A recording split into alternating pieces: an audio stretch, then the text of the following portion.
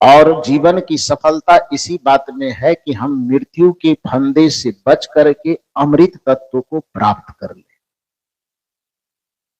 सनातन संस्कृति में इसका जो उपाय बताया गया बहुत सरल तरीके से बताया गया।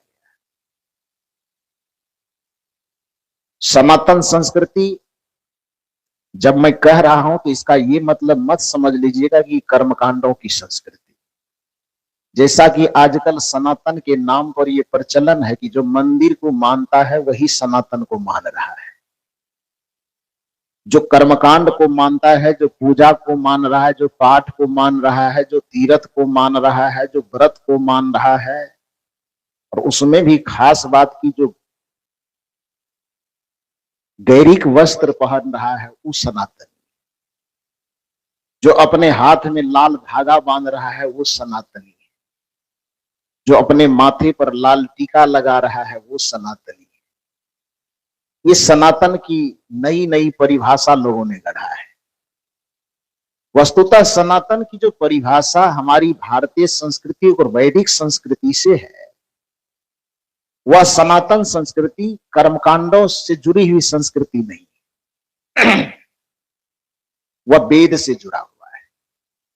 और वेद में भी वेद के कई हिस्से, यहां शिक्षा से संबंधित लोग बैठे हुए इसलिए इस बात को बढ़िया से समझ सकेंगे कि जैसे सभी धर्मों का एक आधार ग्रंथ होता है, इस्लाम का आधार ग्रंथ कुरान है, ईसाइयों का आधार ग्रंथ बाइबिल है, सिखों का आधार ग्रंथ गुरु ग्रंथ साहिब है, उसी तरह से जिसे हम हिंदू कभी कहते थे आज सनातनी कहते हैं, उसका आधार ग्रंथ क्या है? वेद है। उस वेद में 4 वेद हमारे यहाँ है, ऋग्वेद, यजुर्वेद, अथर्ववेद और सामवेद। चारों वेदों में ऋग्वेद में सबसे ज्यादा मंत्र है। एक अकेले ऋग्वेद के मंत्रों की संख्या है 10,028। कितना मंत्र है? 10,028। लगभग में उसको 10,500 कहा जाता है राउंड फिगर में लेने पर। और चारों वेद मिलाकर के चारों वेदों के मंत्रों की संख्या है लगभग 21,000। उन 21,000 मंत्रों में सब तरह के मंत्र हैं। लोक व्यवहार, दुनियादारी, रीति रिवाज, परंपरा, सब चीज से सने हुए मंत्र और कुछ आध्यात्मिक मंत्र भी उसमें भरा पड़ा है। तो जब वेद के मंत्रों की संख्या 21,000 के आसपास हो गई तो बाद में ऋषियों ने सोचा कि इन मंत्रों के आधार पर लोग जब पढ़ना शुरू करेंगे तो समझ ही नहीं पाएंगे, कोई किसी मंत्र से किसी का तालमेल नहीं बनेगा। तो इसलिए क्या किया जाए, तो इसको थोड़ा सा अलग अलग करके थोड़ा सुसज्जित कर दिया जाए। जैसे किसी भी चीज को समझने के लिए मान लीजिए कि आपके पास में 1,000 रुपए सब मिला करके दे दे, 2 रुपए, 4 रुपए, 5 रुपए, 25 पैसा, 50 पैसा सब इकट्ठा मिला दे, फिर उसको आपको गिनने के लिए कहे, तो कैसे गिनिएगा आप? गिनती का तरीका यह है कि सबसे पहले उसमें जो 1 रुपए वाला सिक्का है उसको एक जगह जमा किया जाए, उसमें जो 2 रुपए वाले सिक्के होंगे उसको एक जगह जमा किया जाए, और जो दूसरा एक तरह का सिक्का होगा, रुपया होगा, उसको इकट्ठा किया जाए, तो गिनती करने में आसानी होगी। हम लोग हिंदी साहित्य के विद्यार्थी हैं, इतना दिन पढ़े, अब पढ़ाने का मौका मिलता है विश्वविद्यालय में। तो वहां पर जब पढ़ाने के क्रम में जब हिंदी साहित्य हम लोग पढ़ते थे तो पूरे हिंदी साहित्य को 3 कालखंडों में विभक्त किया गया। आदिकाल, आधुनिक काल, आदिकाल, मध्यकाल और आधुनिक काल। उस मध्यकाल को भी सुविधा के दृष्टिकोण से 2 भाग में बांट दिया, पूर्व मध्यकाल, उत्तर मध्यकाल। और पूर्व मध्यकाल को कहा गया भक्ति काल और उत्तर मध्यकाल को कहा गया रीति काल। तो मुख्य रूप से 3 कालखंड, लेकिन उसको सुविधा के दृष्टिकोण से 4 कालखंड माना गया। तो जैसे हिंदी को समझने के लिए हिंदी साहित्य के इतिहास को कालखंड में विभाजित किया गया, उसी तरह से सनातन धर्म के जो आधार ग्रंथ जिसको हम वेद कहते हैं, उन वेद के 21,000 मंत्र जो चूंकि सब में सब घुले मिले हुए थे, तो उसको समझने के लिए सुविधा के दृष्टिकोण से उसको भी 4 खंड में बांट दिया गया। कितने खंड में? 4 खंड। कौन कौन खंड? वेद के कुछ मंत्रों को एक जगह इकट्ठा करके उसका नाम दिया गया संहिता भाग। दूसरे भाग का नाम दिया गया ब्राह्मण भाग। अब ब्राह्मण भाग कहें तो कोई जाति पाति वाला मामला यहां फिट नहीं कीजिएगा, वो अध्याय का नाम है, ग्रंथ के अध्याय का नाम। तो संहिता भाग, दूसरा भाग हुआ ब्राह्मण भाग, तीसरा भाग हुआ अरण्यक भाग, और चौथा भाग हुआ उपनिषद भाग। 4 हिस्सों में वेद के मंत्रों को विभाजित किया गया। संहिता भाग में वैसे मंत्रों को रखा गया जिस मंत्र से जो लोक व्यवहार को चलाने के लिए जो नियम कायदे होते हैं, समाज में कैसे चलना चाहिए, परिवार में कैसे चलना चाहिए, इनसे संबंधित जो मंत्र हुए वो सारे मंत्रों को संहिता भाग में, संहिता का मतलब ही कानून होता है, विधान, नियम। तो समाज और परिवार को, व्यक्ति को चलने चलाने के लिए जो नियम कायदे से संबंधित मंत्र हुए, उन सब को इकट्ठा करके संहिता भाग में रख दिया गया। दूसरा भाग बच्चा ब्राह्मण भाग। वो तो नाम से ही समझ जाइए कि उसमें क्या होगा। पूजा पाठ, कर्मकांड, यज्ञ का कुंड कितना लंबा, कितना चौड़ा, कितना गहरा, कौन कलर के चावल किस कोना पे देना है, कितना दिया किधर से जलाना है, किस चीज के लिए कितना बार स्वाहा करना है, माने यज्ञ, हवन, कर्मकांड, पूजा पाठ इत्यादि कर्मकांडों से संबंधित जितने सारे मंत्र हुए, उसको ऋषियों ने इकट्ठा करके ब्राह्मण भाग में रख दिया। तीसरा भाग है अरण्यक भाग। नाम से ही अरण्य का मतलब क्या होता है? जंगल। जैसे वर्णाश्रम धर्म में मनुष्य के जीवन को 4 आश्रमों में बांटा गया, ब्रह्मचर्य, गृहस्थ, वानप्रस्थ और सन्यास। तो वानप्रस्थ का मतलब क्या होता है? घर में रहते हुए वन में रहने जैसा अभ्यास करना है घर में, लेकिन हम अपने मन के भावना के अनुरूप कहां रहने का अभ्यास करेंगे? वन में। जंगल में रह करके जैसे जिया जा सकता है, वैसा घर में रह करके ही जीने का अभ्यास करना, जो सन्यास की पहली भूमिका है गृहस्थों के लिए, उस आश्रम को कहा जाता था वानप्रस्थ। है घर में और मन से अभ्यास क्या कर रहे हैं कि हम जंगल में, माने जंगल में है, तब जंगल में यदि सूखी रोटी मिले कि पतली रोटी मिले कि मोटी रोटी मिले तो भी किसी को डांटना नहीं। घर में है, पत्नी बच्चों के बीच में है, किसी दिन सब्जी में नमक कम पड़ गया या ज्यादा पड़ गया, फिर भी मुंह टेढ़ा नहीं करना है। ये हुआ वानप्रस्थ का नियम। है घर में, लेकिन भाव ये करना है कि हम कहाँ हैं? जंगल में। कभी गद्दे पर सोने के लिए मिल गए तो भी ठीक, कभी गद्दे पे नहीं सोने मिला, बिछावन नीचे हाथ का तकिया लेके ही सोना पड़े तो भी मौज में है। मतलब कि प्रतिकूल परिस्थिति में जी करके भी मन में रंज न आने देना, मन में कोई कुभावना न आने देना, मन में क्रोध न आने देना, उस स्थिति को वानप्रस्थ कहा जाता है। घर में रहते हुए वन में रहने का अभ्यास करना माने वानप्रस्थ। ये सन्यास की पहली भूमिका मानी जाती है।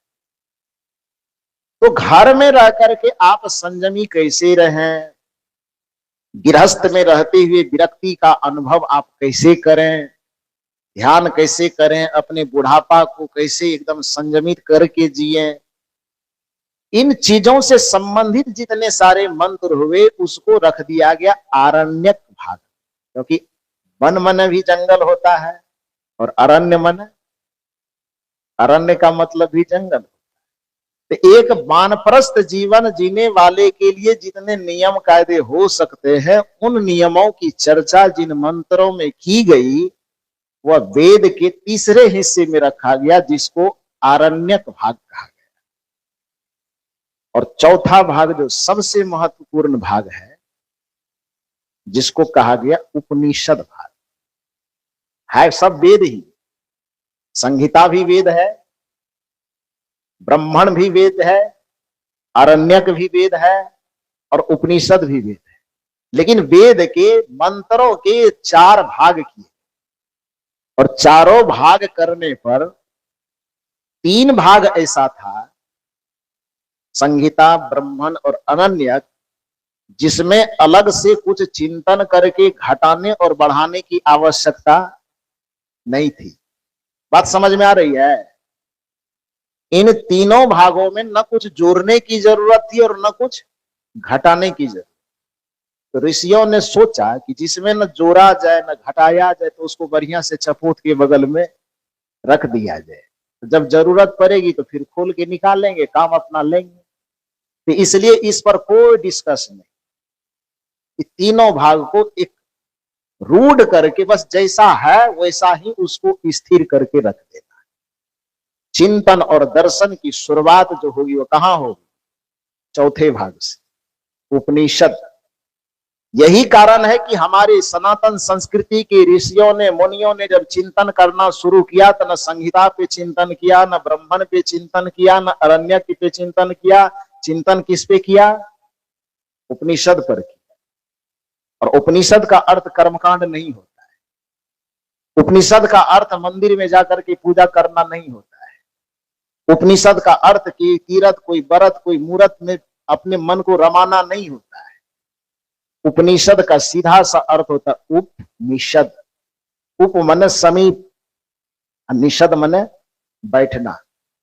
गुरु के समीप बैठ करके ही जिस ज्ञान को सीखा, समझा और अनुकरण किया जा सकता है, उस ज्ञान को उपनिषद ज्ञान कहते हैं। अर्थात हम लोग जो ये सत्संग करते हैं, तो ये उपनिषद का ही सत्संग कर रहे हैं, यही उपनिषद का ज्ञान है। कबीर साहब कहते थे, जो गुरु के द्वारा ज्ञान प्राप्त किया जाए उसी को उपनिषद ज्ञान कहते हैं। यही कारण है कि उपनिषदों की परंपरा चली, तो कोई भी उपनिषद आप पलट करके देखेंगे तो उसमें गुरु और शिष्य का संवाद है। कठोपनिषद देखिए, नचिकेता और यमराज का संवाद है। छंदोग्य उपनिषद देखिए, श्री कृष्ण और महर्षि अंगिरस का संवाद है। बृहदारण्यक उपनिषद देखिए, मैत्रेयी, याज्ञवल्क और गार्गी का, बहुत सारे विद्वानों का संवाद याज्ञवल्क के साथ हुआ है। जिन उपनिषदों को देखेंगे तो केवल और केवल वो गुरु और शिष्य का एक संवाद है। तो बाद में ऋषियों ने कहा कि भैया उपनिषद ज्ञान है तो उपनिषद पर ही चिंतन हो सकता है। इसलिए सनातन धर्म का विकास जब भी होगा तो वेद के 3 खंडों पर विकास नहीं होगा। सनातन धर्म का विकास जब भी होगा तो वेद के चौथे हिस्से, जिसको हम उपनिषद कहते हैं, उसके आधार पे सनातन का विकास होगा।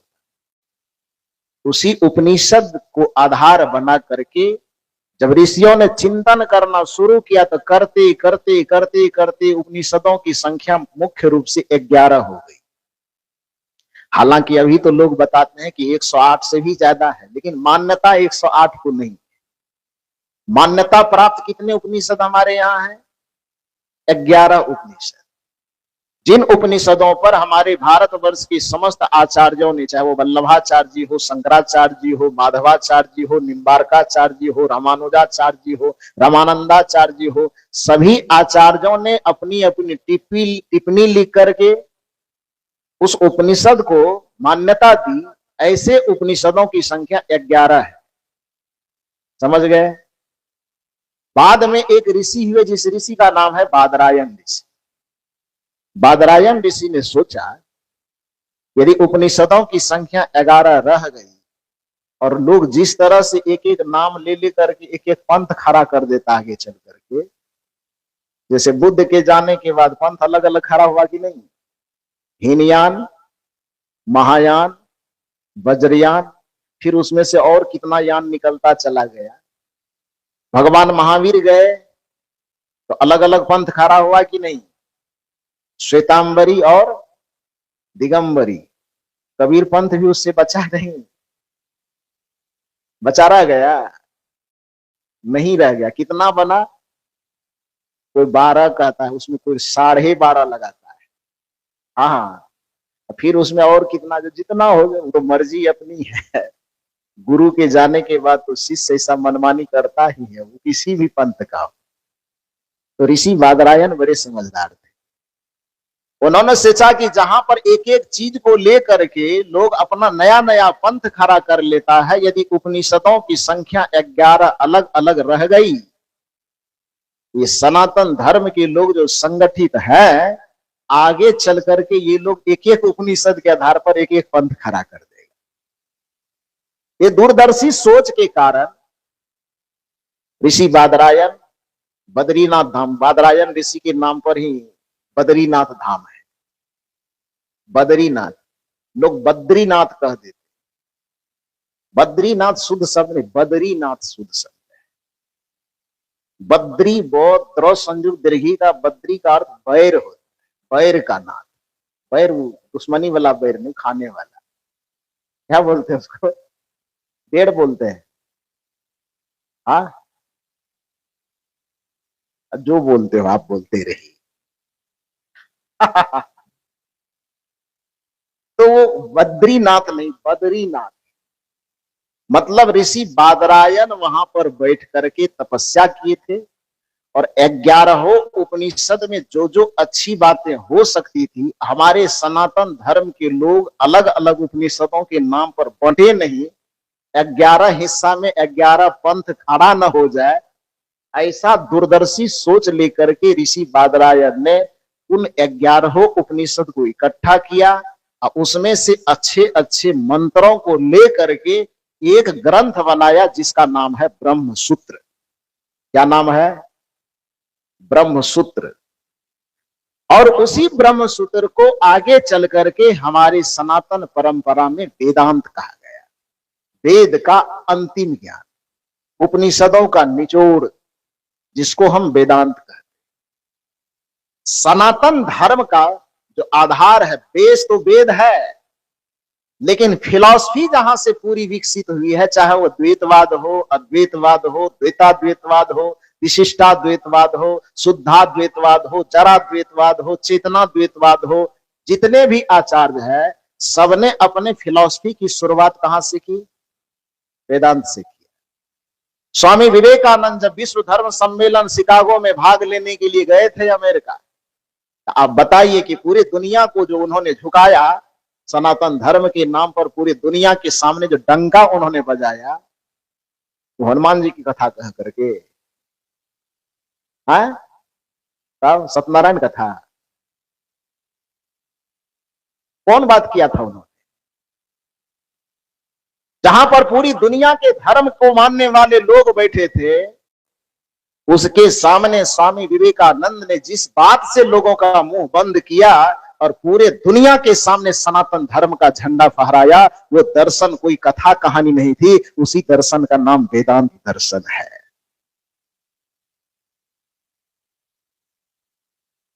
इतनी भूमिका मैं सिर्फ इसलिए बना रहा हूं कि आप सनातन का अर्थ केवल कथा और कीर्तन न समझें। इसलिए मैं ये कहना चाहता हूं, सनातन का जो मुख्य आधार है वह वेदांत है।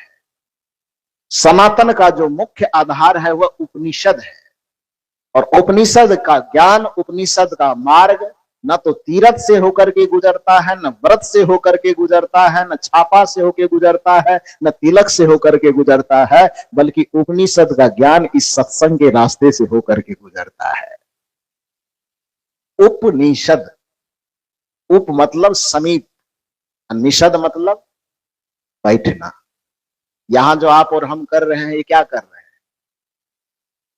ये वेदांत को जी रहे हैं, ये सत्संग को जी रहे हैं, और सत्संग ही चूंकि उपनिषद है, सत्संग ही चूंकि सनातन का हिस्सा है, इसलिए श्री राम जी और माता सबरी जब आमने सामने होती है रामचरितमानस के अंतर्गत, हालांकि वाल्मीकि रामायण में इसका कहीं गंध नहीं है, नवधा भक्ति का। लेकिन गोस्वामी जी ने कुछ अच्छा सोच के लिखा होगा, चलो लिखा तो ठीक। गोस्वामी तुलसीदास जी श्री राम जी और माता सबरी को आमने सामने खड़ा करके नवधा भक्ति का प्रसंग करवा रहे हैं। बीच में किसी पंडित जी को घंटी डोलाने के लिए नहीं रखा है। सामने में भक्त है सबरी के रूप में और आगे में भगवान है श्री राम के रूप, और डायरेक्ट भक्त और भगवान के बीच संवाद हो रहा है। पंडित जी आ जाते तो उसमें भी कुछ बीच में जुगाड़ लगा लेते अपना को, लेकिन यहां पंडित जी को नहीं लाया गया। भगवान श्री राम और माता सबरी सामने में खड़े हैं, भक्त और भगवान के बीच में सीधा संवाद हो रहा है कि पहली भक्ति के कितने हिस्से, कितने भाग का, 9 भाग का। भक्ति के 9 भाग, 9 सीढ़ी, तो उसमें पहला से गिनती करवा दीजिए प्रभु। ध्यान से सुनिए, जो लोग कहते हैं कि कबीर साहब की विचारधारा सनातन से हट कर की विचारधारा है, उन लोगों को यदि यहाँ बैठे हो तो भी सुनना चाहिए। यहाँ बैठ के नहीं सुन सकते तो आजकल मल्टीमीडिया, सोशल मीडिया का जमाना है, प्रिंट मीडिया का। कहीं भी सुन रहे हो तो अपने कान में रुई वगैरह डाले हैं तो थोड़ा खोल करके निकाल लीजिए और बढ़िया से सुन।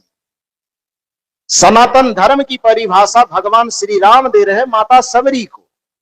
क्या दे रहे हैं? प्रथम भगति। आगे आप लोग बोल दीजिए।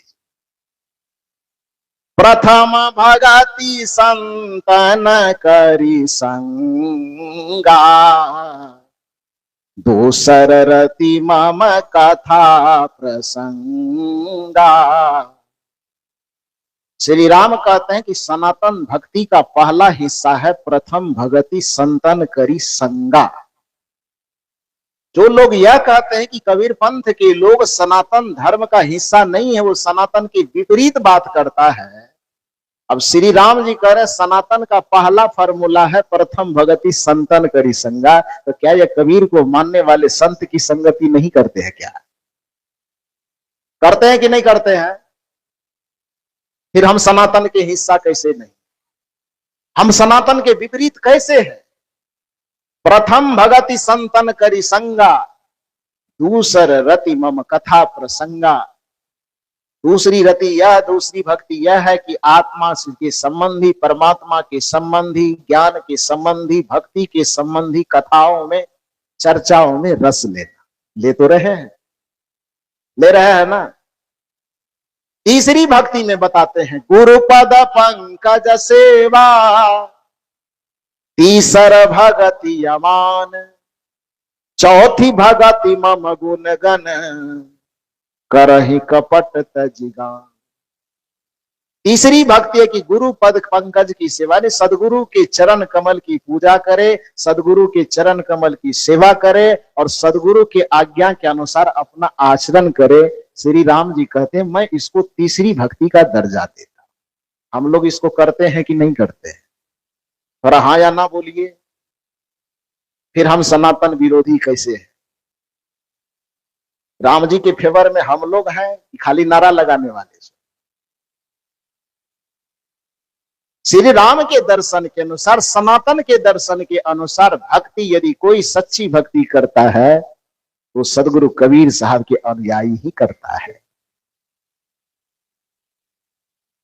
प्रथम भगति संतन करी संगा, हम संत की संगति कर रहे हैं। दूसर रति मम कथा प्रसंगा, आत्मा परमात्मा से संबंधित चर्चाओं में रस लेकर के श्रवण करना हम कर रहे हैं। गुरुपद पंकज सेवा, तीसर भगति अमान। तीसरी भक्ति है सदगुरु के चरण कमल में प्रीति, सदगुरु के आज्ञा के अनुसार आचरण करना, उनके उपदेश के अनुसार जीवन जीना हम जी रहे हैं। चौथी भगति मम गुण गण, करहि कपट तजिगान। अपने मन के विकारों को, अपने मन के छल कपट और प्रपंच को त्याग करके आत्मरति में लीन रहना, आत्म अनुभूति में मस्त रहना, आत्मा की ही चर्चा करना, परमात्मा की ही चर्चा करना, ये काम हम कर रहे हैं। फिर विरोधी हम कैसे हैं भाई? मंत्र जाप मम दृढ़ विश्वासा, पंचम भजन सुवेद प्रकाश। गुरु के द्वारा प्राप्त मंत्रों का निरंतर जप करना, दृढ़ विश्वास के पूर्वक उस मंत्रों में अपनी चेतना को जोड़ना, ये तो हम लोग सिखा ही रहे हैं कि ध्यान मूलम गुरु मूर्ति, अब पूजा मूलम गुरुर पदम, मंत्र मूलम गुरुर वाक्यम, मोक्ष मूलम गुरु कृपा। राम जी के कहने के अनुसार पांचवी भक्ति हम लोग कर रहे हैं कि नहीं कर रहे हैं? कर रहे हैं। मंत्र जाप मम दृढ़ विश्वासा, पंचम भजन सो वेद प्रकाश, जो निरंतर अपने मन को निर्मल निश्चल बना करके शांत एकांत हो करके निरंतर गुरु प्रदत्त मंत्रों का जप और सुमिरन करता है, राम जी की दृष्टि में यह पांचवी भक्ति मानी जाती। छठ दम शील विरति बहु कर्मा, छठी भक्ति है दमन और समन की प्रक्रिया। दमन किसका? इंद्रियों का। समन किसका? अपने मन के विकारों का। दमन का मतलब दबाना होता है, समन का मतलब मिटाना होता है। दम और सम की बात है। छठ दम शील विरति बहु कर्मा, निरत निरंतर सज्जन धर्म। बताओ तो कितना मंदिर में जाने वाला ये भक्ति कर रहा है? बताओ आपकी देवी और देवता के नाम पर नारा लगाने वाले कितने लोग इस भक्ति को कर रहा है जो राम जी कहने, कबीर साहब नहीं कह रहे करने, ये राम जी कह रहे करने। छठ दम शील विरति बहु कर्मा, छठी भक्ति है अपने मन और इंद्रियों का संयमन करके विषयों से विरक्त होना, नशा से विरक्त होना, दुर्व्यसन से विरक्त होना, छल से दूर होना, कपट से दूर होना। और ये भक्ति क्या कबीर साहब नहीं बताते हैं? अरे कबीर साहब के यहाँ तो साधना का मतलब ही है मन की तरंग मार लो बस हो गया भजन। राम जी दमन करने के लिए कहते हैं और कबीर साहब मारने के लिए कहते हैं। दोनों बात बराबर है कि अलग अलग है? अलग अलग है, एक ही बात है। श्री राम जी कहते हैं कि जो अपने मन इंद्रियों को विकारों से रोकने के लिए मन इंद्रियों का दमन करे और अंततः साधना ध्यान भजन के बाद उस मन के विकारों का समन करे, तो समझ लेना कि मैंने भक्ति के छठे पायदान पर पहुंच चुका है। और कबीर साहब कहते हैं भक्ति करने के लिए यही करना होगा, मन की तरंग मार लो बस हो गया भजन, आदत बुरी सुधार लो, आदत बुरी सुधार लो बस हो गया भजन, मन की तरंग मार लो बस हो गया भजन। मन की तरंगों को मारना ये मन का समन करना है, और आदत बुरी सुधारना ये मन का दमन करना है। जो संस्कृत के तत्सम भाषा में राम जी सम और दम कह रहे हैं, उसी को कबीर साहब आम लोक भाषा में तरंग को मारना और बुरी आदत को सुधारना कह रहे हैं। फिर राम जी की भक्ति से कबीर साहब की भक्ति अलग कैसे हो गई? अलग हुई क्या? नहीं हुई। फिर आप ये कैसे आरोप लगाएंगे कि कबीर साहब सनातन के विपरीत है या सनातन धर्म के खिलाफ है? सातम सम मोहि मैं जग देखा। लोग कहते हैं कि कबीर पंथ की परंपरा में संतों की पूजा होती है, संतों की आदर होता है, संतों को देव माना जाता है, गुरु को देव माना जाता है, गुरु को भगवान माना जाता है। क्यों भाई? आपको लगता है कि कबीर साहब ऐसा करके गलत कर रहे हैं? तो नहीं, मैं राम जी जो कहे हैं वही कबीर साहब मान रहे हैं। क्या कहा श्री राम जी ने? सातम सम मोहि माया जग देखा, मोते अधिक संत करी लेखा। ये पंक्ति क्या कह रहे हैं?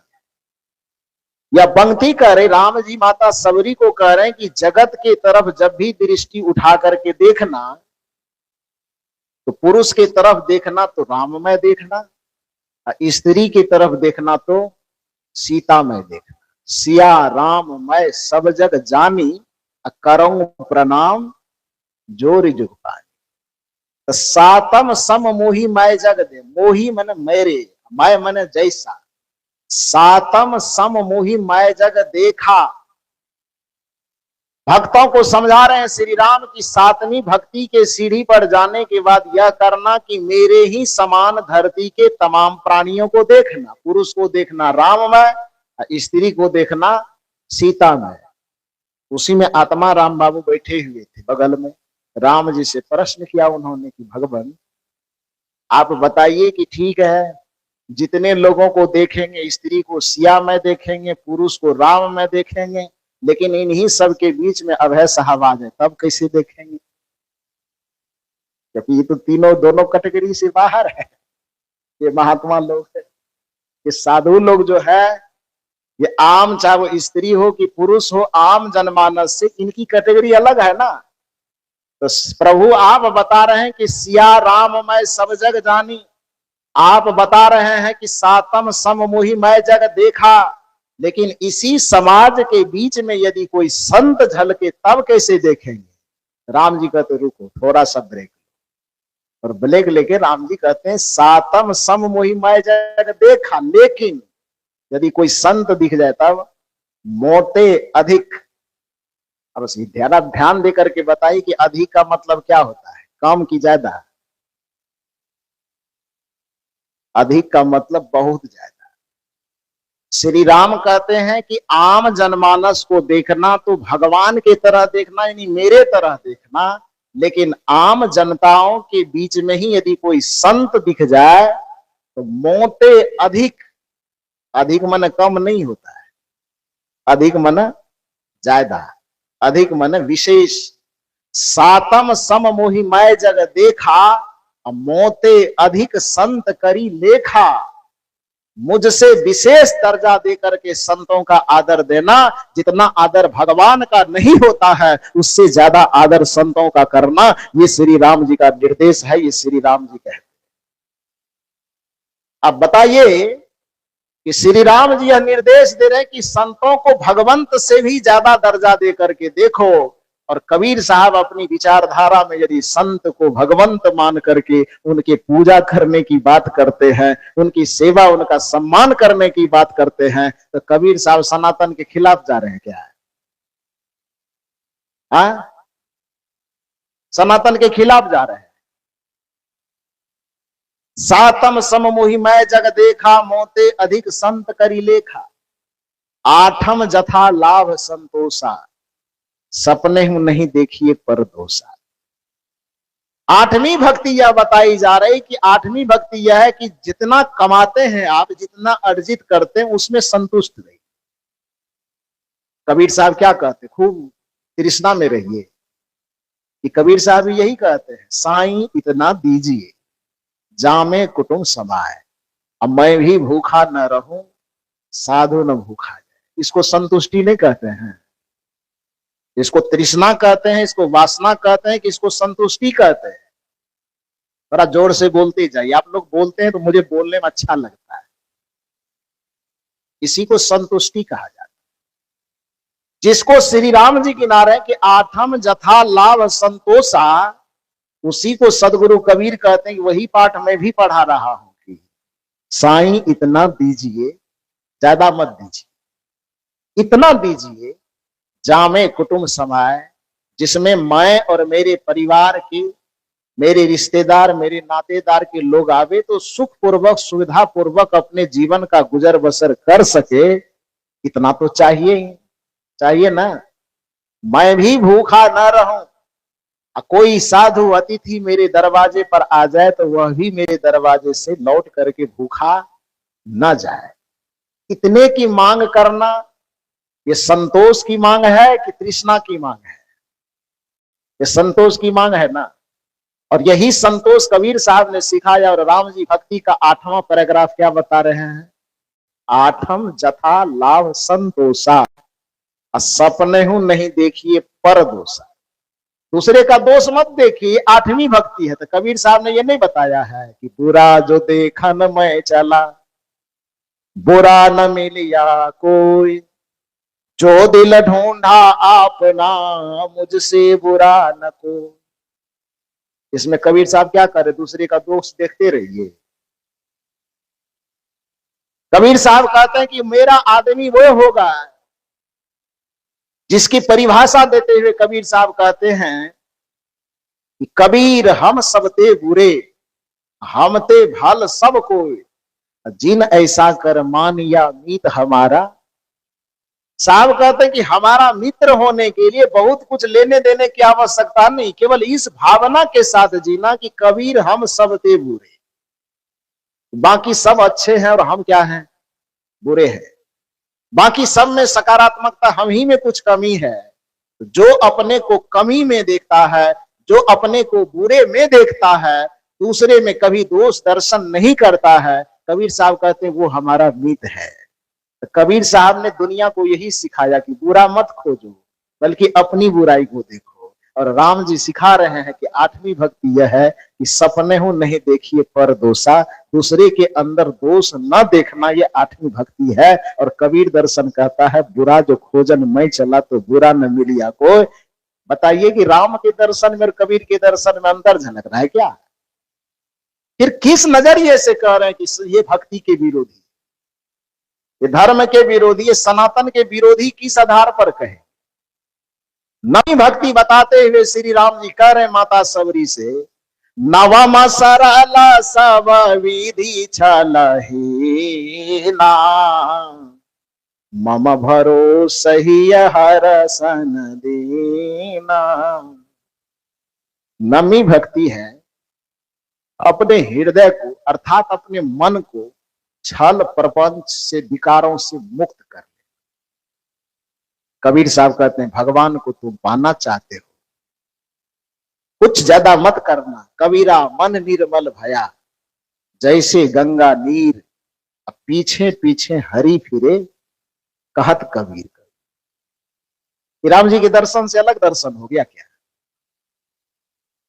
जिस बात को कबीर साहब कह रहे हैं कि नवम सरल सब विधि छल हीना, मम भरोस ही हरसन दीना, और यदि इतना भक्ति कर लिए तो परिणाम क्या निकलेगा?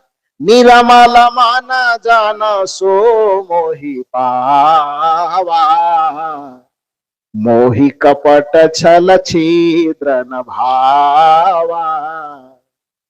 राम जी कहते हैं कि 9 प्रकार की भक्ति करते हुए जिसने अपने मन को पूर्णतः निर्मल कर लिया, उस व्यक्ति को भगवान खोजने की जरूरत नहीं पड़ेगी। भगवान खोजते खोजते उसके दरवाजे को खटखटाएगा कि हम आ गए। तुम वो सारी शर्त पूरे कर दिए हो जो भगवान पाने के लिए, भगवान को उपलब्ध होने के लिए काफी था। बस इतना करो, निर्मल मन जन सो मोहि पावा, मोहि कपट छल छिद्र न भावा। कबीर साहब से पूछा आप क्या कहते हैं? कबीर साहब ने कहा हम भी तो वही कब से कह रहे हैं, कबीरा मन निर्मल भया, जैसे गंगा नीर, पीछे पीछे हरि फिरे, कहत कबीर कबीर। अब इस जगह राम जी करे निर्मल मन जन सो मोहि पावा, कबीर साहब कह रहे कि कबीरा मन निर्मल भया, जैसे गंगा नीर, पीछे पीछे हरि फिरे, कहत कबीर कबीर। कबीर कौन नजरिए से सनातन के विरोधी लगते हैं? कबीर के दर्शन में किस जगह पर सनातन की विरुद्ध आपको गंध नजर आती है? कौन बात ऐसी लगती है कि कबीर साहब पूजा के विरोधी आपको नजर आ रहे हैं? कौन बात ऐसी लगती है जो कबीर धर्म के विरोधी नजर आ रहे हैं? और यदि कबीर धर्म के विरोधी हुए तो फिर राम जी भी धर्म के विरोधी हो जाएंगे। यदि कबीर सनातन के विरोधी हुए तो राम जी को भी सनातन का विरोधी कहना पड़ेगा, क्योंकि भक्ति के किसी भी पद्धति में राम जी ने न तो दिया का नाम लिया, ये नवधा भक्ति जो गिनाए कहीं आया क्या? पान प्रसाद फूल कर्मकांड यज्ञ हवन कथा कीर्तन कहीं से आया कुछ हो? नहीं आया ना। और कबीर साहब यदि अपने संस्कृति के अंतर्गत, अपने दर्शन के अंतर्गत इस चीज को नहीं लाते हैं तो कुछ लोगों को लगता है कि कबीर साहब सनातन के खिलाफ है। बहुत मैं आगे निकल गया, जिस पॉइंट पर मैं आना चाहता था वहां पुनः मैं आपको लाऊं। तो मैं ये लाना चाहता था कि जो वेदांत होता है, वेदांत जिसको कहा जाता है, उपनिषदों के सारांश को जो वेदांत कहा जाता है, वही सनातन का मेन फिलॉसफी, वो मेन पॉइंट है। वो वेद से अलग चीज नहीं है, वेद का चौथा हिस्सा है। संतों की जो परंपरा है, चाहे वह बुद्ध की परंपरा हो, चाहे कबीर की परंपरा हो, चाहे महावीर की परंपरा हो, चाहे नानक की परंपरा हो, चाहे रविदास की परंपरा हो, चाहे विवेकानंद की परंपरा हो, चाहे दयानंद की परंपरा हो, जितने भी संतों का नाम आप जानते हैं, वो सारे के सारे संत वेद के उसी चौथे भाग को आधार बना करके अध्यात्म का विश्लेषण करते हैं। समझ गए? उसमें कबीर साहब अलग नहीं है। उस वेदांत को आधार में रख करके सभी लोगों ने उस पर अपने अपने तरीके से चिंतन करना शुरू किया और अपना अपना दर्शन लोगों तक पहुंचाया।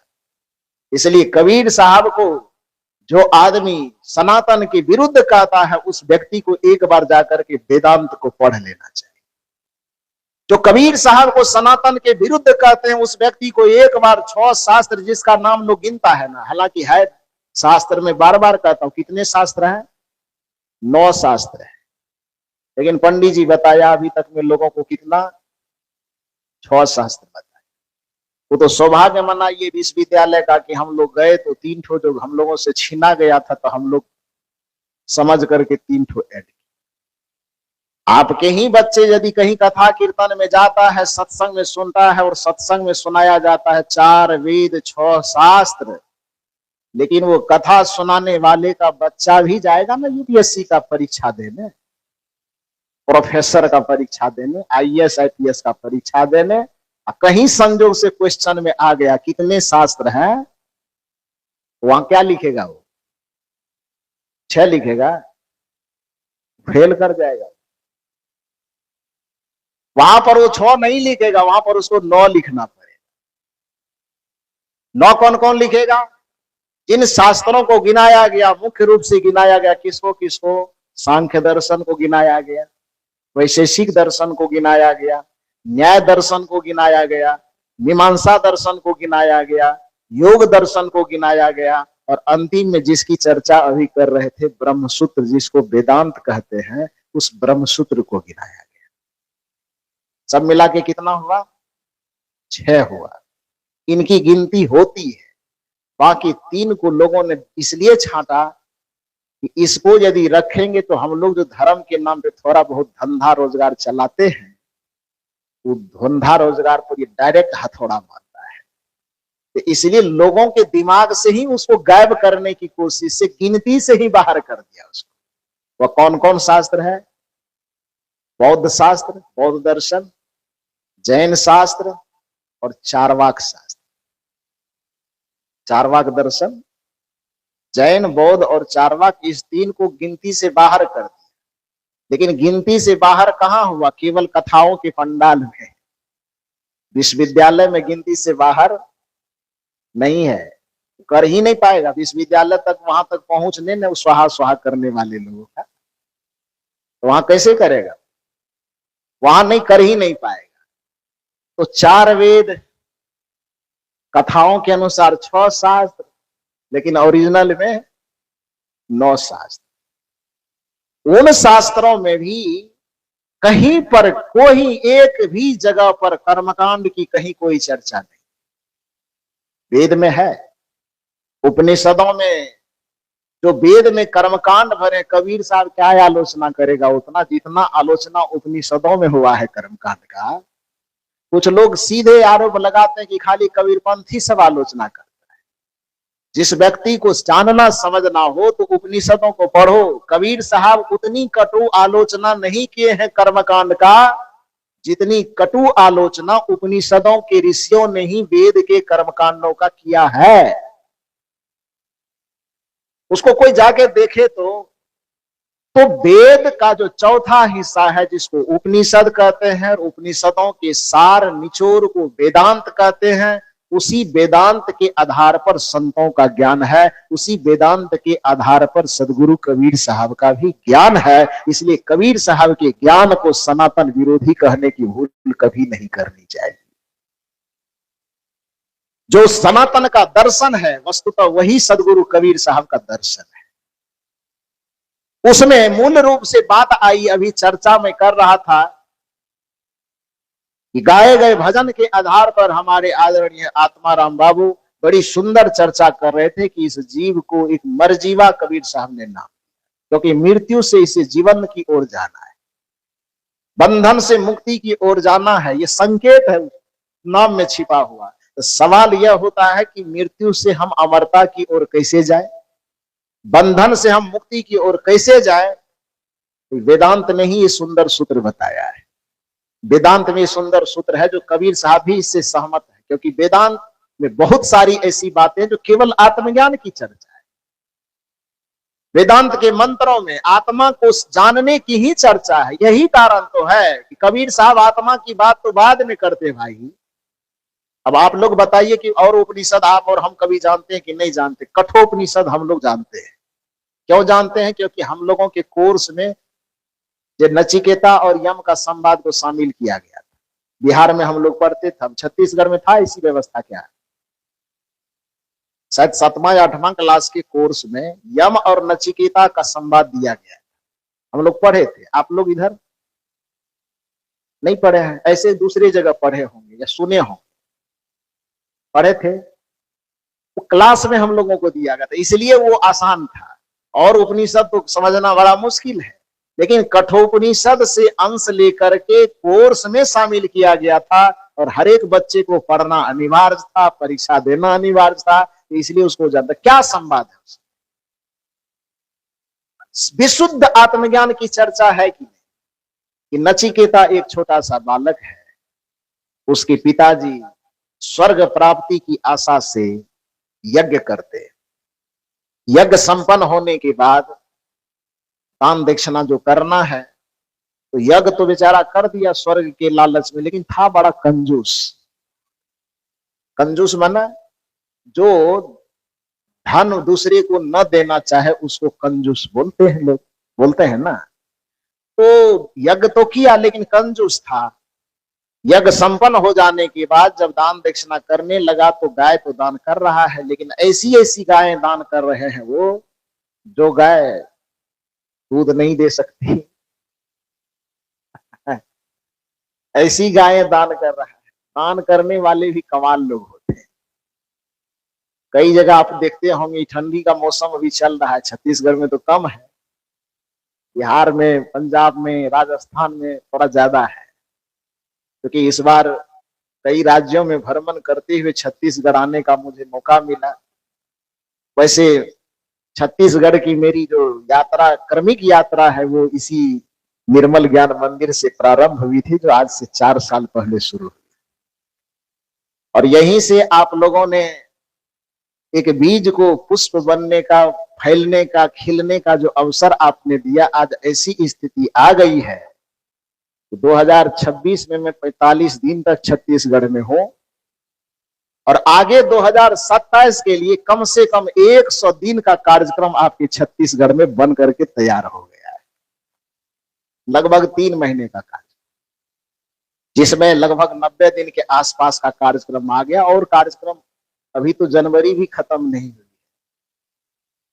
2027 के लिए कार्यक्रम बन रहा है, तो उसमें आऊंगा ही। तो इस बार जो आना हुआ बाहर के कई राज्यों से होती है, तो ठंडी यहाँ कम पड़ती है और राज्यों में ज्यादा पड़ती है। तो कई जगह पर दक्षिणा दान करने वाले, जो कम्बल दान करने वाले लोग आते थे ना तो सत्संग में भी कुछ लोग कम्बल दान करने के लिए आए थे। तो और जगह तो केवल मैं फोटो में देखता था कि कैसा कम्बल है।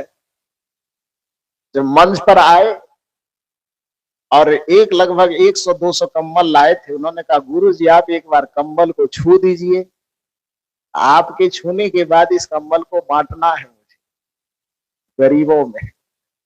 मैंने कहा छुलाइए।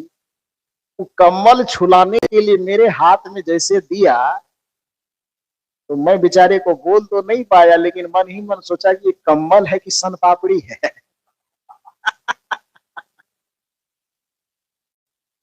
वो ठंडी को भगाने की तो बात छोड़िए, हमें लगता है कि हल्की हवा, जो हवा पीपल के पत्ते को भी हिला दे, इतनी सी हवा भी उस कंबल को लग जाए तो बेचारा कंबल को ही ठंडी मार दे। लेकिन वो कंबल किस लिए है? मैं वो बेचारे दान करने वाले को तो मन ही मन धन्यवाद दिया है, सबसे ज्यादा धन्यवाद दिया उस कंबल बनाने वाले फैक्ट्री वाले को कि धन्य हो फैक्ट्री वाले। हाँ कमाल है, कैसा कैसा दान करवाते हो। दान दाता की जय। वैसा ही दानदाता रहा होगा नचिकेता के पिताजी। गाय दान करना है, गिनती में होनी चाहिए कि गाय दान की सैकड़ों हजारों, लेकिन वो गाय कैसी है? ऐसी गाय है जो दूध नहीं दे सकती। उसके पीठ और पेट ऐसे मिले हुए हैं कि पता नहीं चल पा रहा कि पीठ किधर है और पेट किधर है। हड्डियां गिनी जा सकती है। इस तरह की गाय दान कर। नचिकेता छोटा सा बालक, बच्चे मन के सच्चे होते हैं, उस माता पिता नहीं देखते, उस सच को सच की निगाह से देखते हैं, इसलिए बच्चे को भगवान का रूप कहा जाता है। तो जो नचिकेता बगल में बैठा था, वो देखा कि मेरे पिताजी यज्ञ तो बड़ा सुंदर अरमान से करवाए, लेकिन ये गैया जो दान करें, गैया गाय के जैसा दिख ही नहीं रहा है, हड्डी गुड्डी ऐसी दिख रही कि पता नहीं चल पा रहा कि गाय है कि बकरी है। तो उन्होंने कहा कि अच्छा तो ऐसा क्या पिताजी, बहन ये ऐसा दक्षिणा क्यों दे रहे, दान क्यों कर रहे हैं, कुछ अच्छा चीज दीजिए। मैं सुना हूं बड़े बुजुर्गों से कि दान अच्छे चीज का करना चाहिए, आप ये क्यों दे रहे हैं? अब इतने लोगों के बीच में वो बच्चा टोक रहा है, तो बड़े होने का तो यही अहंकार है। छोटे यदि अच्छे बात भी कहे तो सुनने में अच्छा नहीं लगता है, लेकिन जहां पर अहंकार नहीं होता है, बच्चों की बात तो छोड़ो, छोटों की बात छोड़ो, दीवार पर भी कोई अच्छी बात लिखी हुई है तो उसको भी लोग वेद वचन समझ करके ग्रहण कर लेते। यही तो हमारी संस्कृति सिखाती है कि फूलों से नित हंसना सीखो, भौरों से नित गाना, तरु की झुकी डालियों से सीखो शीश झुकाना, दूध तथा पानी से सीखो मिलना और मिलाना, सीख हवा के झोंकों से लो कोमल भाव बहाना। यदि फूल से, भंवरे से, मिट्टी से, पानी से, हवा से सीखा जा सकता है, तो आप ही के घर में यदि आपके पद से कोई नीचा है, चाहे वह सास हो तो आपकी बहू छोटी है, चाहे आप पिता हो तो आपके पुत्र छोटे हैं, तो वह भी कभी अच्छी बात कहे तो उसको मान लिया करो। उस बात से अपने अहंकार पर चोट मत लगने। नचिकेता जैसे ही कहता पिताजी ये दान करने की जैसी गाय तो नहीं दिख रही है, पिता होने के अभिमान पर ठेस लगी। छोटा बच्चा हो कि हमको सिखाएगा। नचिकेता के पिता ने कहा जाओ जाओ खेलो। नचिकेता ने ना खेलेंगे नहीं, पहले बताइए ये गाय दान क्यों कर रहे हैं? दान तो अच्छे चीजों का किया जाता है पिताजी। तो पिताजी गुस्सा में कहते हमारे लिए तो अच्छा तू ही है, अच्छे चीज का दान किया जाए तो मेरे लिए अच्छा तो तू ही है। तो नचिकेता ये बात पकड़ लिया। नचिकेता कह रहा है हम ही अच्छा है तो हम ही को किसी को दान कर दीजिए। पिताजी कह रहे जाओ, झुंझला करके कहते जाओ सामने से, लेकिन वो जिद पे अड़े हैं कि मैं ही यदि अच्छा हूं तो मुझे ही किसी को दान कर दीजिए। पिताजी मुझे किसे दान कर रहे हैं? 2 बार 3 बार 4 बार कहा तो पिताजी गुस्सा में कहा जाओ तुझको जमराज को दान करते हैं। हाँ, जमराज को दान करते हैं तो दान कर दिया। अब कथा यह कहती, ध्यान दीजिए एक बात, कथा सच भी हो सकती है, कथा झूठी भी हो सकती है। इस जगह पर तर्क वितर्क सच और झूठ का नहीं करना, क्योंकि साहित्य में जब भी रचना होती है तो 2 प्रकार से होती है, यथार्थवादी दृष्टि से और आदर्शवादी दृष्टि से। यथार्थवादी दृष्टि का मतलब होता है कि जो वास्तविक में कोई घटना घटी हो, उस वास्तविक घटना को आधार बना करके जब कुछ लिखी जाए तो उसको यथार्थवादी साहित्य कहा जाता है। और जब घटना घटी हो अथवा ना घटी हो, लेकिन उस घटना के माध्यम से यदि समाज को कुछ अच्छा संदेश देना चाहते हैं और ऐसा सोच करके जब कुछ लिखा जाता है तो उसको आदर्शवादी रचना कहा जाता है। हमारी संस्कृति में बहुत सारे यथार्थवादी रचना भी है और बहुत सारे आदर्शवादी रचना भी है। इसलिए घटना घटी होगी कि नहीं घटी होगी, जमराज के पास गया होगा कि नहीं गया होगा, इन चीजों पर तर्क वितर्क करने की कोई जरूरत नहीं है। कथा सुनिए और उसके सार निर्देश को समझने की प्रयास कीजिए, कोशिश कीजिए कि कथा कहना क्या चाहे। क्या किया तो नचिकेता जाते हैं, कहे ठीक है पिताजी, प्रणाम किया, कहां जा रहे हो? कहा आप ही ने तो कहा कि नचिकेता जाओ तुमको दान कर दिया यमराज को, बस आखिरी प्रणाम कर रहा हूं, यमराज के पास जा रहा हूं। पिताजी रोकने की कोशिश की लेकिन कहा ना, जब राम जी अपने पिताजी की एक आज्ञा सुन लिए, फिर पिताजी बार बार मना किए तो माने कहा, चले गए। तो हम भी जा रहे हैं, और वो चले गए। कहा जाता है कि यमराज के दरवाजे पर पहुंच करके वो बैठ गए। संजोग से यमराज घर पे नहीं थे, कहीं चले गए। 3 दिन तक नहीं थे। 3 दिन के बाद लौट करके आए। यमराज नचिकेता को भूखे प्यासे अपने दरवाजे पर 3 दिन से बैठा देख करके यमराज का हृदय बड़ा पसीज गया। ध्यान दीजिए कि पुराण वाला यमराज रहता तो नचिकेता को चबा के खा जाता।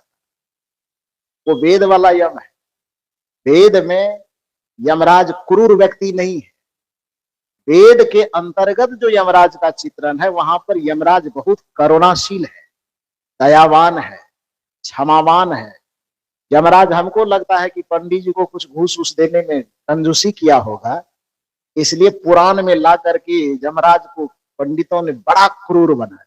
भैंसा पर चढ़ा हुआ आ रहा है, रस्सी लेके खदेड़ रहा है, खोज रहा है किसको उठा के ले जाना है किडनैप करके। ये चित्रण जो है यमराज का, ये पुराण वाला यमराज का चित्रण। वेद में जो यमराज का चित्रण है वो ऐसा नहीं है। वेद में यम का मतलब जिसको जितना खतरनाक, शनिदेव को खतरनाक बनाया, पुराण में बनाया है। वेद में जहां पर शनिदेव की चर्चा है, वहां पर शनिदेव खतरनाक नहीं है, बल्कि कोई विपत्ति में फंसे, तो जैसे आज विपत्ति में फंसने पर लोग हनुमान जी को याद करते हैं, वेद काल में जब कोई मुसीबत में फंसता था तो किनको याद करते थे मालूम है? किनको याद करते थे? शनिदेव को और यमदेव। आज तो यदि मुसीबत में फंसे आदमी कोई यमराज का नाम ले तो उसको पीट देगा आदमी, यमराज का नाम ले। तो ये पुराण कार की महिमा है। घूस थोड़ा कम मिला होगा, इसलिए यमराज को थोड़ा ज्यादा बदनाम के निगेटिव थॉट उसके प्रति बना दिया।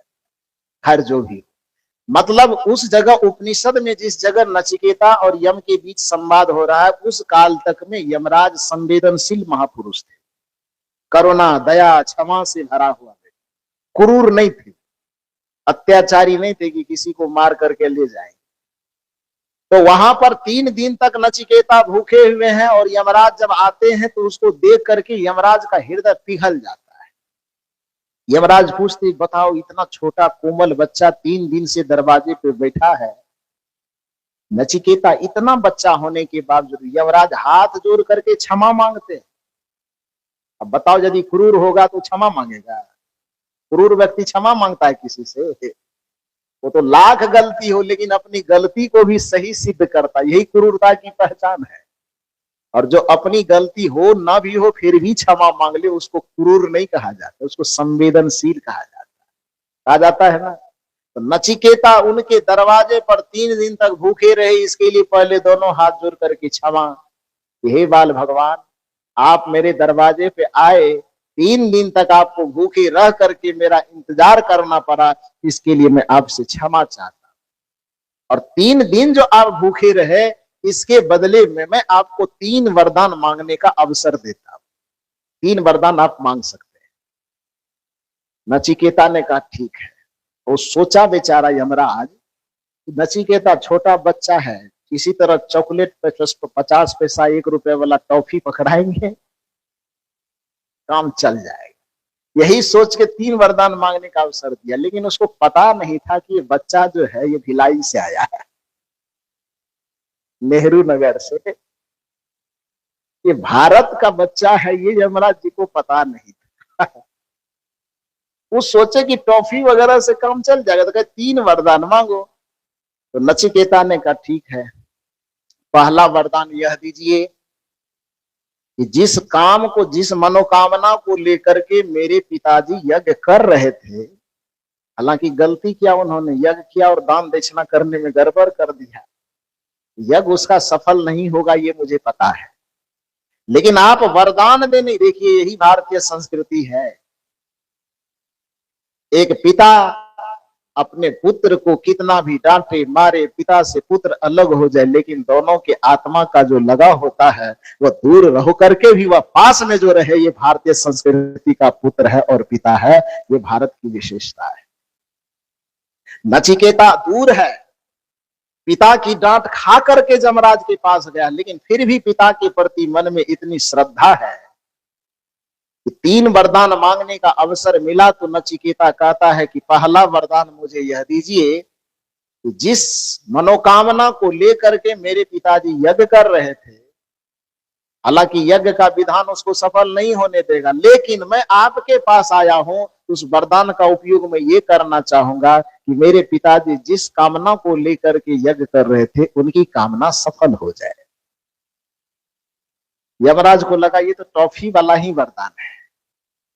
यमराज ने कहा तथास्तु, जाओ। फिर कहा और दूसरा वरदान मांगो। दूसरा वरदान यह दीजिए कि पहले यदि मैं यहां से लौट के जाऊं, आप तो मारिएगा नहीं मुझे पता है, इसलिए यहां से जब मैं लौट करके जाऊं तो मेरे पिताजी पहले जैसे मुझसे पहले दुलार प्यार करते थे, वही स्नेह वही प्यार मेरे प्रति उनके हृदय में फिर से जग जाए। यमराज के लिए ये भी लगा कि ये भी टॉफी वाला ही वरदान है। उन्होंने कहा तथास्तु। अब मन ही मन बेचारा सोच रहा है तो आखिर बच्चा ही वरदान कैसा कैसा मांग रहा है, लेकिन यमराज को पता नहीं था कि अब गच्चा में फंसेंगे हम। कि 2 वरदान तो बड़ी आसानी से सहजता से दे दी, अब कहा तीसरा वरदान मांग। नचिकेता ने यमराज से कहा पानी वगैरह बगल में है तो पी लीजिए।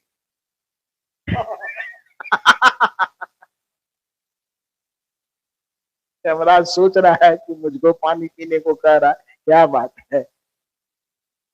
नचिकेता कहते हैं कि तीसरा वरदान मुझे यह दीजिए, यही कबीर का दर्शन है जिसको आप सनातन के अलग कहते हो। देखो सनातन धर्म का बच्चा टीका लगाने की बात नहीं करेगा। वैसे मैं ये मत समझिए कि मैं बार बार ये कह रहा हूं तो टीका लगाने वाले का मैं विरोध कर रहा हूं, क्षमा करना। आप लगाते हो लगाओ, कोई दिक्कत नहीं है, लेकिन न लगाने वाले की आलोचना मत करो। आप मंदिर में जाते हो जाओ, शुभकामना है आपको, लेकिन जो न जाते हैं उसको आप नास्तिक मत कह दो। आप पूजा करते हो, आपकी मर्जी करो, न कौन मना करता है, लेकिन वो भी थोड़ा संयमित तरीका से करो। ऐसा नहीं कि भगवान का नाम इधर ले रहे हैं और मूड बनाने के लिए दारू भी पी रहे हैं। तब कैसे होगा। जा रहे हो शंकर जी की पूजा करने के लिए, कांधे पे जल चढ़ा हुआ है, कांवर में भरा हुआ है, साइड में कांवर रख करके दारू चल रहा है, तो कैसे काम चले। अरे दिखाओ भक्ति, व्यवहारिक भक्ति भी करते हो भाई तो थोड़ा संयम से करो ना, उससे कुछ फायदा होगा। लेकिन भक्ति के नाम पे इतना नाच, इतना तमाशा, इतना दिखावा करते हो तो ठीक है, वो भी तुमको मुबारक, लेकिन जो न कर रहे हो उसको कम से कम नास्तिक तो मत कहो। आप कर रहे हो, आपको जैसे करना वो आपकी मर्जी, कौन मना करने जाता है, मैं भी मना नहीं कर रहा। लेकिन यदि हम वैसा न करके कोई दूसरे तरीके से भक्ति कर रहे हैं तो आप कम से कम हम पर तो उंगली मत उठाओ। और यदि हम पर उंगली उठाओगे तो अब का कबीर समाज, अब का कबीर का बच्चा ऐसा नहीं है कि तुम्हारे उंगली देख करके डर जाएंगे। अब उसमें इतनी ताकत आई है कि वो तुम्हारे आंख में आंख मिला करके पूछेगा कि कौन सा शास्त्र लेकर के तुम आना चाहते हो, जरा सा सामने में लेके आओ और साबित करो कि तुम कैसे सनातनी हो और हम कैसे सनातन के विरोधी है। साबित नहीं कर पाएगा। इसलिए नहीं कर पाएगा क्योंकि जिस शास्त्र को तुम पढ़ करके चिल्ला रहे हो उसी शास्त्र को हम भी पढ़ना जानते हैं, और शायद तुमसे कहीं ज्यादा पढ़ करके जानते हैं। जिन जिन शास्त्रों का विश्लेषण तुम कर सकते हो वो शास्त्र अब हमारी नजर से दूर नहीं है, उन शास्त्रों को हम भी पढ़ते हैं। इसलिए कम से कम भैया मेरे, तुम जो करते हो तुम्हें मुबारक, लेकिन आप हम पर उंगली मत उठाओ, आंखें मत दिखाओ कि ये नास्तिक है, ये कबीरपंथी सब जो है ना निर्गुनिया सब है, सब चीज पूजा पाठ नहीं मानता है, सनातन का विरोधी। कैसे। मूल बात मैं ये कहना चाहता हूं कि जो नचिकेता और यमराज के संवाद में ये बात आई है, अब यहां नचिकेता जो प्रश्न कर रहा है वो सनातन धर्म का प्रश्न है। नचिकेता कहते हैं कि हे यमराज, मैं जानता हूं कि आप मृत्यु के देवता माने जाते हैं, दुनिया की जितनी आत्माएं आती है उस आत्मा के कर्म फल को आपसे ज्यादा कोई नहीं जानता है। जब जन्म और मृत्यु के रहस्य को आपसे ज्यादा बेहतर कोई नहीं जान सकता। जब आत्मा को आप ही पकड़ के लाते हैं ऐसा कहा जाता है, तो आत्मा के रहस्य के बारे में आपसे ज्यादा कोई नहीं जानता। आप तीसरा वरदान मुझे देना चाहते हैं तो आप मुझे शिष्य रूप में स्वीकार करके आत्मज्ञान दीजिए मुझे, इसके अलावा मुझे तीसरा वरदान में और कुछ नहीं चाहिए। ये सनातन धर्म है। जिस आत्मज्ञान की मांग यमराज से नचिकेता कर रहे हैं, कबीर साहब कहते वही आत्मज्ञान दुनिया के हर एक लोगों की जरूरत है, क्योंकि जब तक आत्मज्ञान की प्राप्ति नहीं करेगा ये बाहर दुनिया में भटकते रहेगा, लेकिन कल्याण और मुक्ति को कभी प्राप्त नहीं कर पाएगा। पानी में मीन पियासी रे मोहे, सुनी सुनी आवत हासी, आत्म ज्ञान बिना नर भटके, कोई मथुरा कोई काशी रे, जैसे मृगा नाभि कस्तूरी, वन वन फिरत उदासी रे मोहे, सुनी सुनी आवत हासी। पानी में मीन पियासी रे मोहे, सुनी सुनी आवत हासी। सदगुरु कबीर साहब कहते हैं कि और कुछ भी प्राप्त कर लो, लेकिन आत्मज्ञान की प्राप्ति जब तक नहीं होगी तो मृत्यु के मुख से छूट करके अमरता की सीमा में नहीं पहुंच पाओगे। तुम बंधन से मुक्त होकर के मुक्ति के अनुभव नहीं कर पाओगे। तुम पीड़ा से मुक्त होकर के परमानंद का अनुभव नहीं कर पाओगे। परमानंद का अनुभव करने की एक ही चाबी है, जिसका नाम है आत्मज्ञान। यही सनातन का दर्शन है। और इस आत्मज्ञान की चर्चा करते हुए यमराज से नचिकेता कहते हैं कि मुझे कुछ नहीं, 2 वरदान तो हमको जो लेना था ले लिए, तीसरा में मुझे आपसे आत्मज्ञान चाहिए। सचमुच में यमराज को लगा कि अब पानी पीने की जरूरत पड़ गई है। पढ़िए कथा को, उसमें कहा क्या जाता है। यमराज कहते हैं बेटा उम्र तुम्हारी बहुत छोटी है, इतनी छोटी उम्र में इतनी बड़ी बड़ी बातें नहीं करते। तुम यदि कोई धन दौलत लेना चाहो तो ले लो, तुम कोई पद प्रतिष्ठा लेना चाहो तो ले लो। पद प्रतिष्ठा सामान्य नहीं, इंद्रासन लेना चाहते हो तो वह भी देने के लिए तैयार है। इंद्रलोक चाहिए, इंद्र की गद्दी चाहिए तो वह भी मैं देने के लिए तैयार हूं। नचिकेता, मैंने कहा ना कि भिलाई का बच्चा रहा होगा। नचिकेता ने कहा कि सोचिए, हम तो सोच रहे थे कि आत्मज्ञान थोड़ा कमजोर चीज होगा, लेकिन आप सोचिए कि जिसके बदले में आप इंद्रासन तक देने के लिए तैयार है, वो ज्ञान कोई साधारण ज्ञान नहीं होगा। इसलिए तो मेरे मन में पहले कम जिज्ञासा थी, लेकिन आप जब इंद्रासन का लालच उसके बदले में दे रहे हैं, तो इसका मतलब मेरे मन के अंदर और भूख जग गई है कि हम आत्मज्ञान के अलावा और कुछ नहीं चाहेंगे। कोई दीजिए मुझे, न रूप चाहिए, न जवानी चाहिए, न पद चाहिए, न प्रतिष्ठा चाहिए, न ऐश्वर्य चाहिए। मुझे क्या चाहिए? आत्मज्ञान चाहिए। जो आत्मज्ञान आपके कठोपनिषद के फिलॉसफी का आधार है, वही आत्मज्ञान आपके सदगुरु कबीर के दर्शन का आधार है। फिर आप बताइए कि वह सनातन के विरोधी किस आधार पर है।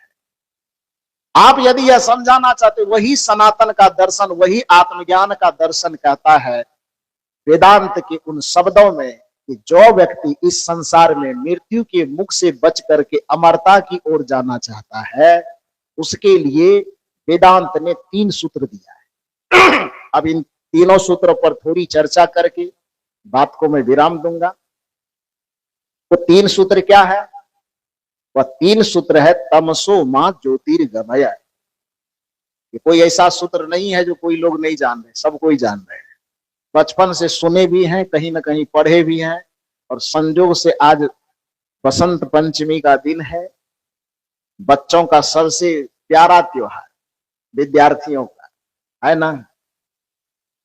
इधर के लोग लगता है थोड़ा कम धूमधाम से उससे मनाते हैं, बिहार यूपी में तो ये पूछिए मत, मेला है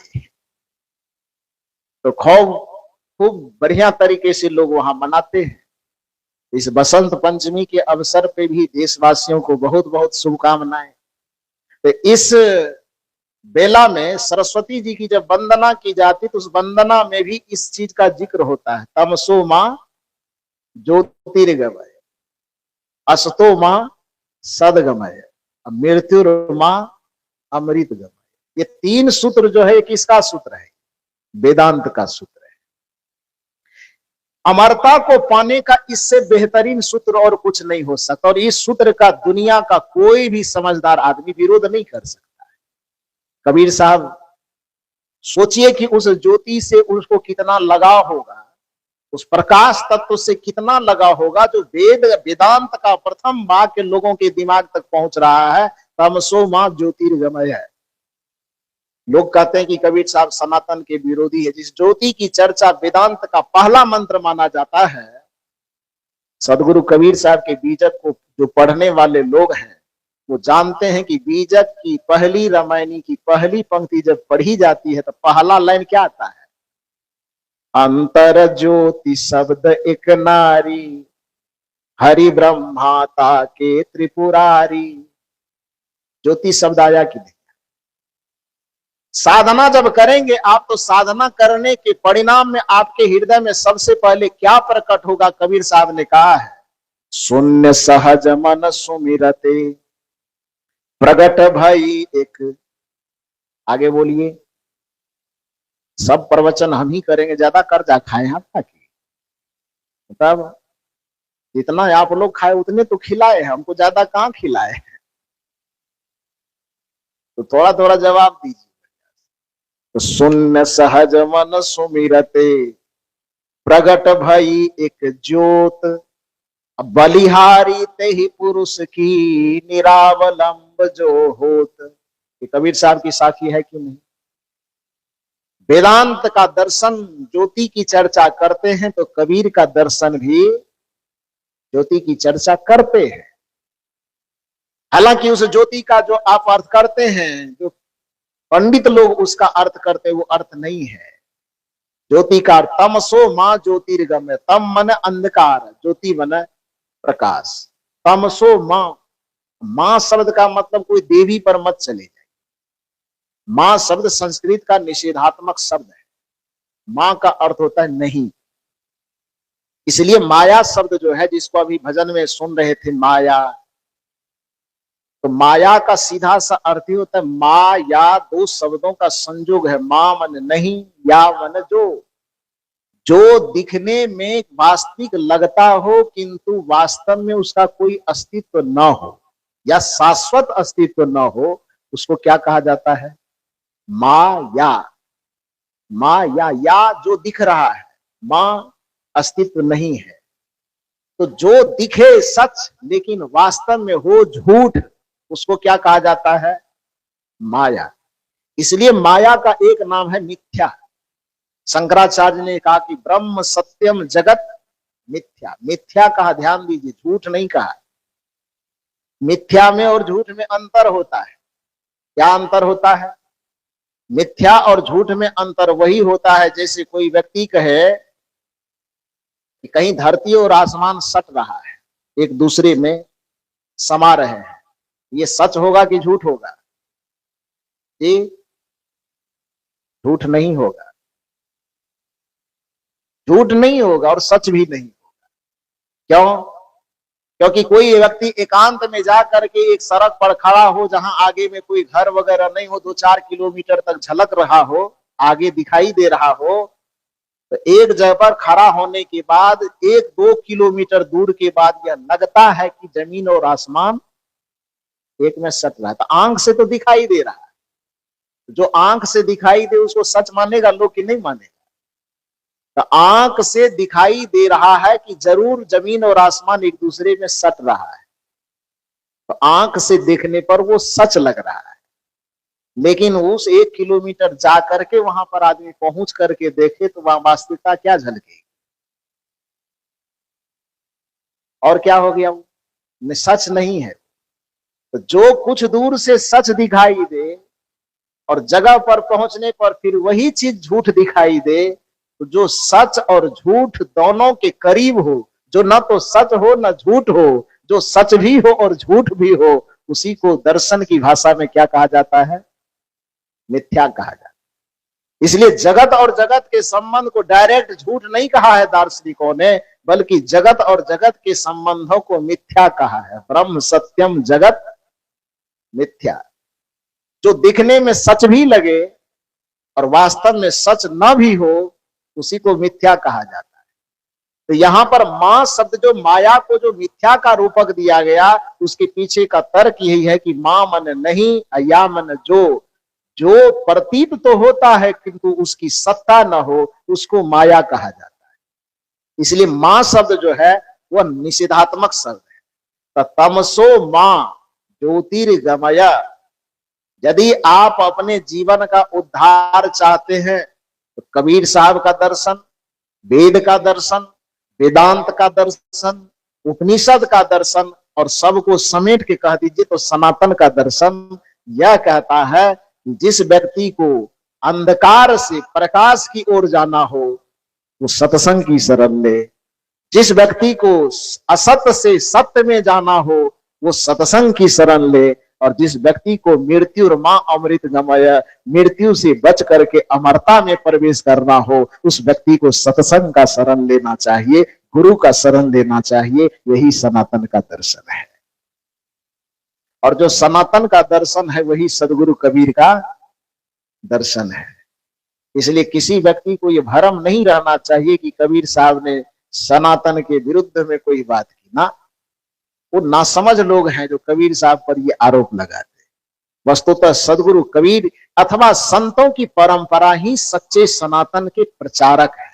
संतों की परंपरा ही सनातन संस्कृति के उद्धारक है। संतों की परंपरा ही सनातन के सबसे बड़े संरक्षक हैं। और इसको बताने के लिए मैंने 1 घंटे से जो भूमिका बनानी थी वो बना करके मैंने आप लोगों से कहे। आप लोग इतना धैर्य पूर्वक, इतना शांत चित्त और एकाग्र होकर के मेरी बातों को सुनते हैं, इसके लिए आप सबों को बहुत बहुत साधुवाद देता हूं। बहुत